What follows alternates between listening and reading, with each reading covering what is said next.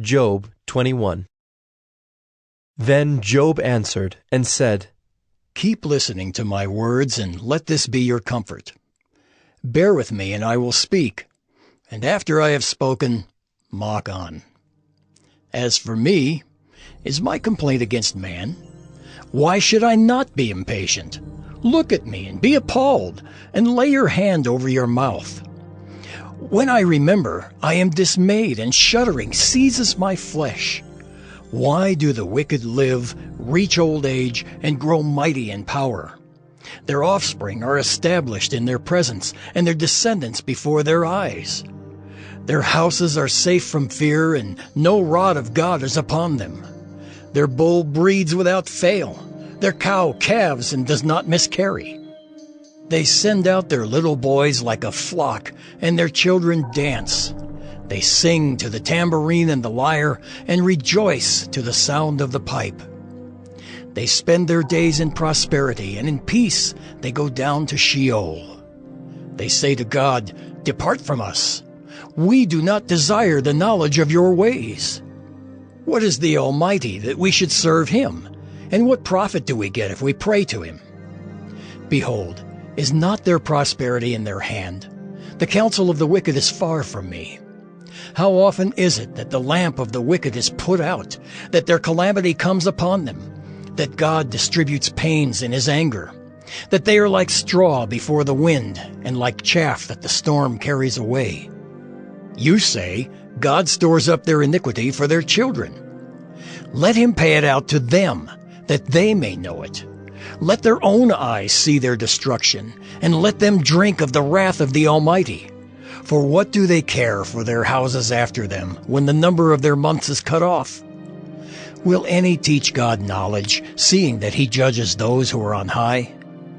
One dies in his full vigor, being wholly at ease and secure, his pails full of milk and the marrow of his bones moist. Another dies in bitterness of soul, never having tasted of prosperity. They lie down alike in the dust, and the worms cover them. Behold, I know your thoughts and your schemes to wrong me.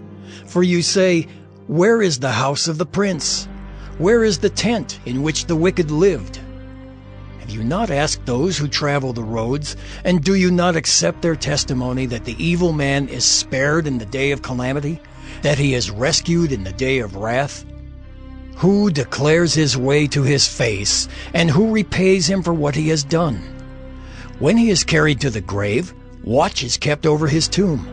The clods of the valley are sweet to him.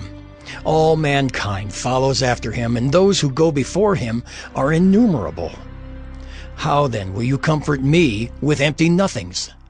There is nothing left of your answers but falsehood.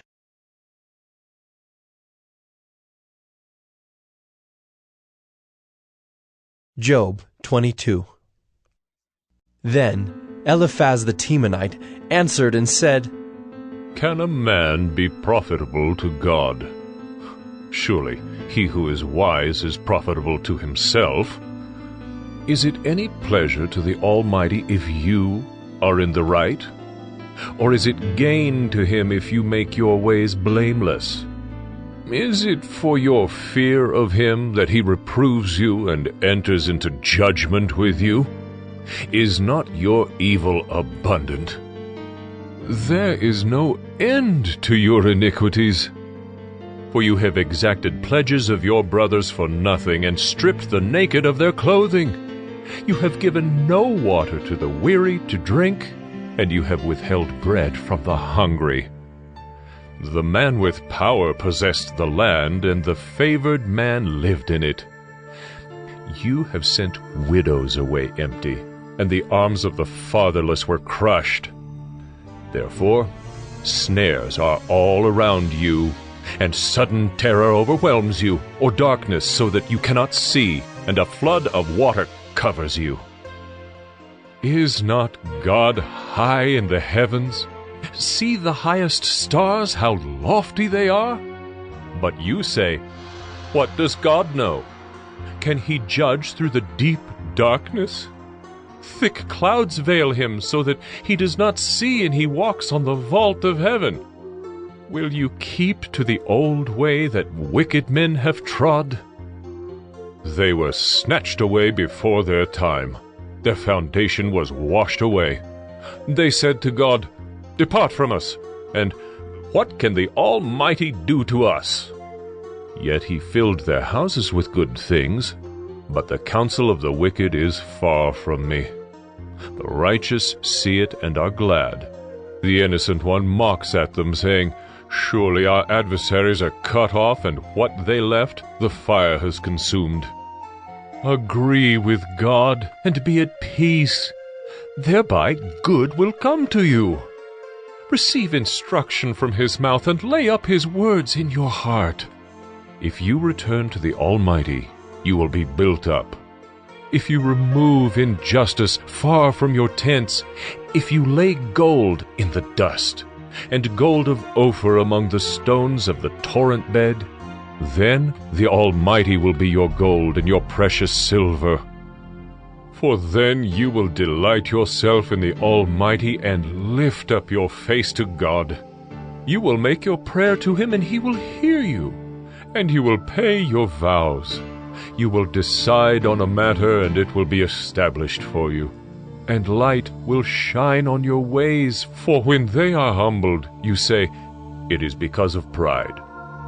But he saves the lowly. He delivers even the one who is not innocent, who will be delivered through the cleanness of your hands. Job 23. Then Job answered and said, Today also my complaint is bitter. My hand is heavy on account of my groaning. Oh, that I knew where I might find him, that I might come even to his seat. I would lay my case before him and fill my mouth with arguments. I would know what he would answer me and understand what he would say to me. Would he contend with me in the greatness of his power? No, he would pay attention to me. There an upright man could argue with him, and I would be acquitted forever by my judge. Behold, I go forward, but he is not there, and backward, but I do not perceive him. On the left hand, when he is working, I do not behold him. He turns to the right hand, but I do not see him. But he knows the way that I take. When he has tried me, I shall come out as gold. My foot has held fast to his steps. I have kept his way, and have not turned aside. I have not departed from the commandment of his lips.